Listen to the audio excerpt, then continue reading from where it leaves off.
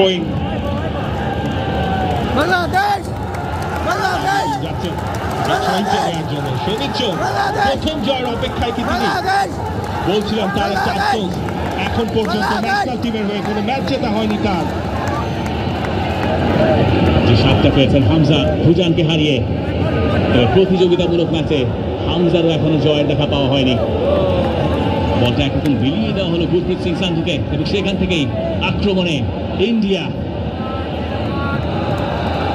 Under প্রেসারে ভালো head করেছিলেন সেখানে তপু। বলটা বাংলাদেশে ক্লিয়ার করতে হবে। একটা শেষ চেষ্টা ইন্ডিয়ার,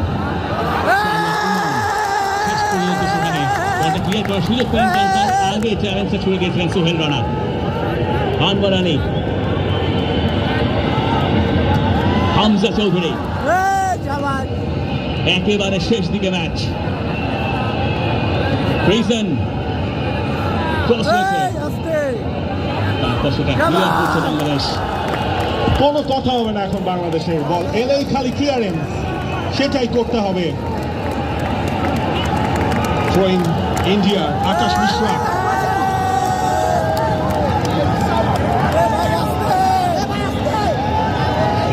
থ্রোইংটা 6 মিনিট এডিট টাইমের, সেটাও শেষ।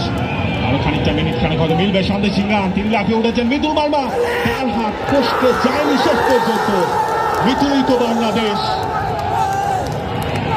বেঁচে গেছে বাংলাদেশ, বেঁচে গেছেন মিতুল। আন্ডার প্রেসারে বল যখন তার দিকে গেল, একবার হাত ফসকে গিয়েছিল দ্বিতীয় দফায়, জীবন ফিরে পেয়েছেন। আর যে অ্যাডিশনাল টাইমের 6 মিনিট সেটাও পেরিয়ে গেছে। এখন সেই যোগ করার সময় চলছে মাঠে। আর বাংলাদেশ ঐতিহাসিক এক জয়ের দ্বার প্রান্তে।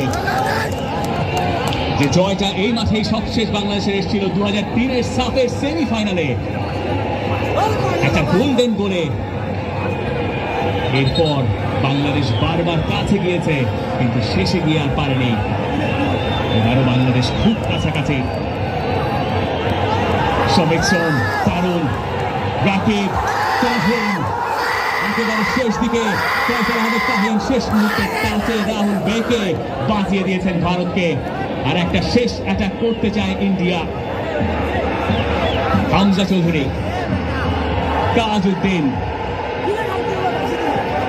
তাজের লং বল, উদ্দেশ্য রাকিব, উদ্দেশ্য হওয়ার কথা কর্নার ফ্ল্যাগ। শাহরিয়ার ইমন, একদমই তাই, কর্নার ফ্ল্যাগের কাছাকাছি, বলটা হোল্ড করার সর্বোচ্চ চেষ্টায়। এবং তারপর রাকিবের চেষ্টা, গোল কিক ইন্ডিয়ার।